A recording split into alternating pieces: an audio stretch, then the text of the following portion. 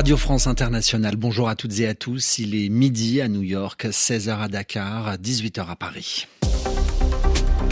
Le journal en français facile. Adrien Delgrange. Jeudi 26 septembre et au sommaire de cette édition, arrêtez d'envoyer des armes à Israël ou encore, Israël ne mérite pas d'être membre de l'ONU. Quelques phrases prononcées il y a quelques instants par Mahmoud Abbas que vous entendrez, le président de l'autorité palestinienne. Pendant ce temps-là, Benyamin Netanyahou arrive à New York. Avant de s'envoler pour cette assemblée générale des Nations Unies, le premier ministre israélien promet de combattre le Hezbollah jusqu'à la victoire. Dans ce journal aussi, la chute du maire de New York. Eric Adams vient d'être inculpé pour financement illégal de campagne électorale en lien avec la Turquie. Explication à suivre de Carlotta Morteo. Voilà pour les titres, soyez les bienvenus. L'Assemblée générale de l'ONU. Tous les ans, les 193 membres des Nations Unies sont conviés, sont invités à New York, au siège de l'ONU, pour parler, évoquer, dialoguer au sujet des grands dossiers du moment. C'est un moment d'échange unique au monde. Et en cette fin de matinée à New York, Mahmoud Abbas, à son tour, a pris la parole devant les chefs d'État et ou chefs de gouvernement. Le président de l'autorité palestinienne demande notamment la fin des livraisons d'armes à Israël. Je ne suis pas ici pour répondre aux mensonges du Premier ministre israélien. Il a affirmé que son armée ne tuait pas de civils innocents à Gaza. Pour l'amour de Dieu, qui est celui qui a tué plus de 15 000 enfants sur les 40 000 morts de Gaza et autant de femmes? S'il vous plaît, répondez-moi. Arrêtez ce crime. Arrêtez ça maintenant. Arrêtez de tuer des enfants et des femmes. Arrêtez la guerre d'extermination. Arrêtez d'envoyer des armes à Israël. Cette folie ne peut pas continuer. Le monde entier en porte la responsabilité.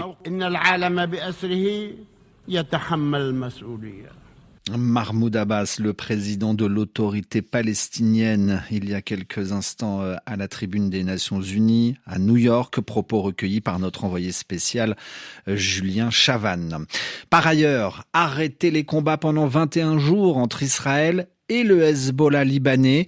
Hier, plusieurs pays, dont les États-Unis et la France, ont appelé à un cessez-le-feu de 3 semaines afin de pouvoir privilégier le dialogue et non la fureur des armes. Israël répond, Israël promet de combattre le Hezbollah libanais jusqu'à la victoire. Pour la 4e journée d'affilée, l'armée israélienne a mené des dizaines de frappes aujourd'hui contre le mouvement chiite soutenu par l'Iran. Le Hezbollah, de son côté, annonce avoir lui visé des installations militaires près de Haïfa, le grand port du nord d'Israël. Alors, dépité, consterné par cette situation à Beyrouth, la capitale libanaise, nos envoyés spéciaux Abla Jounaidi et Jad El-Khouri ont recueilli quelques témoignages. Dans le quartier chrétien d'Ashrafiyeh, face au port de Beyrouth qui porte encore les stigmates de l'explosion d'il y a 4 ans, Jacques, cigarette à la main, attend le client dans sa boutique. Il se fait rare avec le chaos de ces derniers jours. La perspective des pourparlers, il en a entendu parler, mais il n'en attend rien.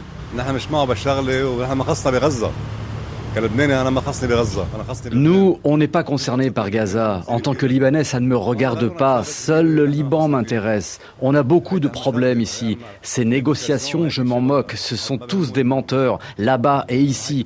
On voudrait juste se reposer et que chacun s'occupe de ses problèmes.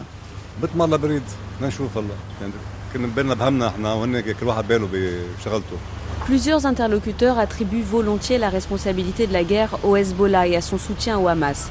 Fares, lui, accueille la fenêtre diplomatique annoncée à New York par un même fatalisme que son voisin.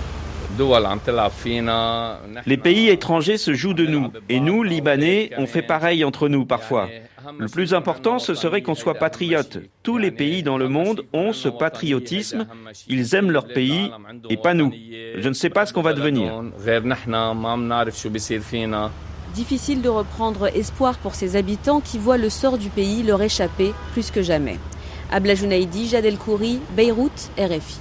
Radio France Internationale, il va être 18h05 à Paris. Venons-en à la guerre en Ukraine et ces menaces proférées par Vladimir Poutine. Hier soir, le président russe a proposé d'élargir les conditions d'utilisation de l'arme atomique aux conséquences désastreuses.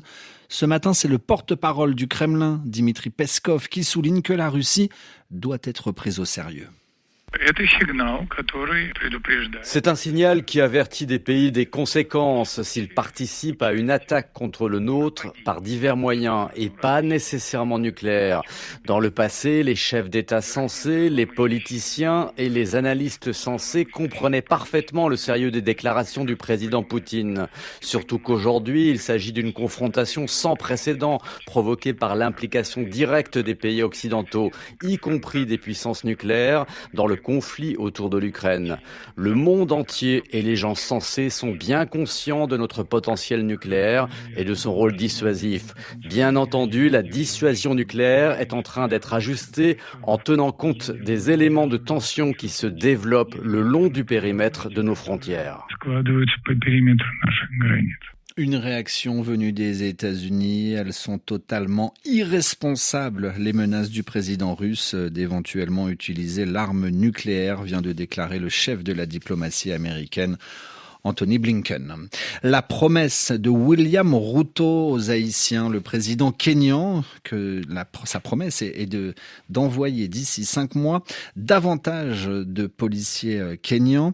Une mission qui a pour but de rétablir l'ordre dans le pays. Alors ils sont déjà quelques centaines sur place, mais le Kenya déploiera des policiers supplémentaires pour atteindre un effectif de 2500 policiers d'ici janvier de l'année prochaine, vient d'annoncer William Ruto à l'Assemblée générale de l'ONU. Aux États-Unis, la chute du maire de New York, le démocrate Eric Adams, a été inculpé.